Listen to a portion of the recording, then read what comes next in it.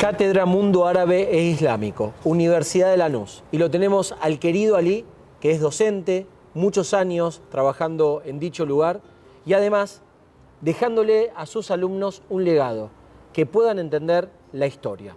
Ali, salam aleikum, Khaled te saluda, ¿cómo estás? Aleikum salam wa rahmatullah. Gracias, Khaled, por la invitación. Por favor, la última entrevista te la hicimos cuando viniste de la peregrinación a la Meca y ahora hablando un poco de tu rol como docente, qué es lo que le dicen a sus alumnos, qué es lo que le dicen, mejor dicho, qué es lo que les enseñan en relación a lo que está sucediendo en Palestina. Bueno, lo que es el Seminario Mundo Árabe Islámico en la Universidad de Lanús es un seminario que ya lleva su segundo capítulo. Estamos con la segunda cohorte para estudiantes de cuarto año de la carrera de Relaciones Internacionales. La cuestión palestina es un capítulo más, es un módulo más dentro del seminario. Tratamos temas históricos y también temas políticos y sociales como los movimientos feministas en el mundo islámico, la cuestión económica del mundo árabe islámico, todo el proceso de colonización y de descolonización que se llevó adelante desde la caída del Imperio Otomano allá por 1908-1923, cómo se fueron conformando los diferentes estados, como por ejemplo los acuerdos de Sykes-Picot, que hacen una división bastante arbitraria de todo el Oriente Medio. Y finalmente, bueno, todo esto obviamente toca a la cuestión palestina desde la partición del Estado palestino allá por 1947 con la Declaración 181 de Naciones Unidas. Abordamos este tema sacándonos las vestiduras de la subjetividad, tratamos de ir a las cuestiones que tienen que ver más con la legalidad del problema internacional. Ellos son estudiantes de Relaciones Internacionales. ¿Cuánto dura la carrera? Es un bimestre por año.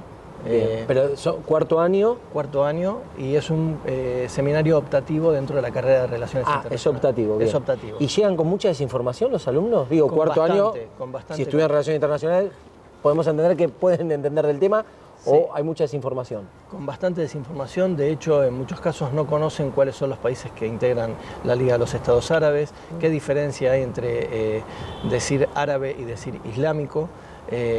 La juxtaposición de las dos categorías, la categoría árabe como una categoría cultural, lingüística, y la categoría islámica como una categoría religiosa, claro, tampoco la entienden demasiado. O sea que un país árabe no quiere decir que sea islámico, un país islámico quiere decir que sea árabe. Sí. Claro. Bueno, se habla también de la expansión del Islam. Estos días estuvimos en el Centro Cultural Islámico Rey Fahad, explicándoles desde ahí, bueno, cómo fue todo el proceso de la partición de Palestina, desde la resolución 181 que divide al Estado, al territorio palestino en dos estados, que a los judíos le quedaba el 54% de ese territorio, mientras que a los palestinos el 45% de ese territorio, y el 1% que es Jerusalén con administración internacional. Bueno, eso si lo vemos hoy proyectado desde 1947-48 a la actualidad, nos vamos a dar cuenta que hoy solamente los palestinos tienen menos del 22% de ese territorio. O sea que desde esa resolución, desde la 242, después de la Guerra de los 6 días, donde Naciones Unidas le exige al Estado de Israel volver a las fronteras del 67, no ha habido demasiado cambio porque la colonización siguió, se siguió ocupando Cisjordania. Los palestinos terminaron siendo reducidos a algunas aldeas en Cisjordania y a la Franja de Gaza, que para que el público tenga más o menos una dimensión, la Franja de Gaza es un territorio similar al del municipio de La Matanza, con 2,5 millones de habitantes, o sea que la densidad poblacional es más o menos la misma. Pero sin posibilidad de desarrollarse. Pero en La Matanza por lo menos pueden salir de La Matanza, si quieren, ¿no? Ahí yo siempre hago una comparación. La Matanza es la capital industrial, el corazón industrial de la provincia de Buenos Aires. Los palestinos no pueden decir lo mismo porque no les permiten ingresar ningún material que les permita a ellos desarrollarse, como cemento, acero, materiales eléctricos para la construcción de casas. Lo único que sí, las organizaciones humanitarias llevan adelante ayudas con agua, sí, pañales, medicamentos, o sea, alimentos no perecederos, para que sobrevivan, no para que se desarrollen.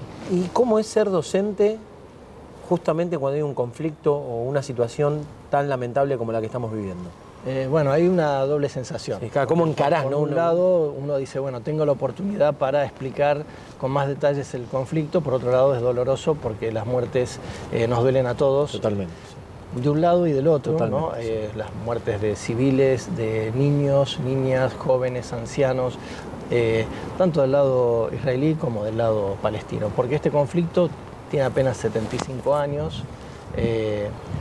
O sea, no es un conflicto milenario, hay muchas experiencias donde árabes y judíos convivieron en paz en ese territorio, bajo el tutelaje del Imperio Otomano, en el Andaluz de España. O sea, hay experiencias que nos llevaron a una convivencia pacífica. Hoy lo que exigimos desde la cátedra y también a título personal es que el Estado de Israel respete las resoluciones de las Naciones Unidas, que son más de 1.700 resoluciones que no fueron respetadas, que las Naciones Unidas apliquen algún tipo de sanción a Israel. Por ejemplo, Naciones Unidas, aquellos países que no respetan sus resoluciones, tanto del Consejo Superior, del Consejo de Seguridad, perdón, como de la Asamblea General, sobre todo las del Consejo de Seguridad, que son vinculantes, aplica sanciones. 3 tipos de sanciones básicas, que es el embargo de armas, el congelamiento de activos y la imposibilidad de viajar. Eso contra Israel nunca sucedió. En 75 años de historia nunca sucedió. Por otro lado, hay un alineamiento que vemos de los medios de comunicación, del poder político, sobre todo en la Argentina, que es lo que podemos ver cotidianamente, que están alineados con el Estado de Israel, condenando el accionar de los grupos de resistencia y de liberación de Palestina. Eso lo vemos a diario. El candidato a presidente Massa, como todos los demás candidatos a presidente, dijeron que el Hamas es una organización terrorista. Esto, a juicio personal, es una organización de resistencia islámica dentro de un territorio ocupado, como puede haber sido la resistencia de los criollos frente a las invasiones inglesas. O sea, no es más que eso, para ponerlo en comparación, ¿no?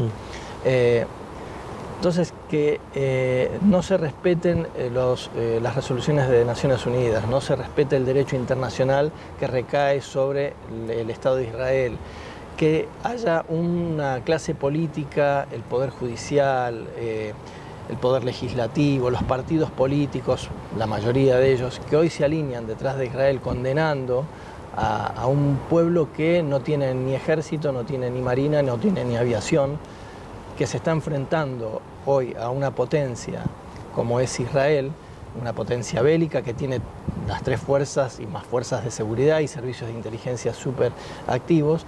Estamos frente a un Goliat con un David, y mejor que los israelíes o los judíos en su totalidad reconocen y saben la historia de ese David y de ese Goliat, ¿no? Y saben claramente también que David, con convicciones, ¿no? Y con la fuerza que le dan esas convicciones, puede derrotar a Goliat. Ali, te queremos agradecer por estar con nosotros en el Cálamo, una gran tarea la que realizás ahí en la Universidad de Lanús. Nos encantaría algún día poder también entrevistar a los alumnos, sí, futuros especialistas, ¿no?, en relaciones internacionales, que después los vemos quizás a muchos dando cátedra, hablando en televisión, y bueno, cómo se forman, cómo llegan también a deducir mucho lo que van aprendiendo, cómo después cada uno saca sus propias conclusiones, claro está, pero la historia, como decimos siempre, es historia y es lo que es. Uno puede dudar de algunas cosas, pero hay cosas que no se dudan y que son así y que no las vamos a cambiar ni nosotros ni nadie, que es historia y que hay que cumplirlas y hay que entenderlas. No las vamos a poder cambiar, pero sí siempre rogando por la paz. Tal cual. Yo, para cerrar, sí, me gustaría cerrar con este mensaje.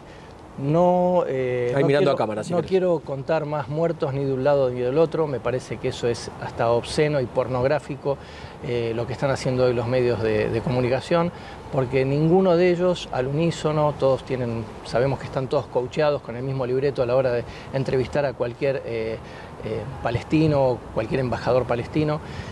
Sí quiero exhortar a toda la clase política, al gobierno nacional y a todas las organizaciones sociales y partidos políticos a que se trabaje detrás de un mensaje de paz. Hoy lo más importante es parar el conflicto para que no haya más víctimas, convocar a las Naciones Unidas, exigirle a la Unión Europea que tome una posición y que definitivamente haya una resolución pacífica a este conflicto que ya se ha llevado muchísimas vidas en todos estos años.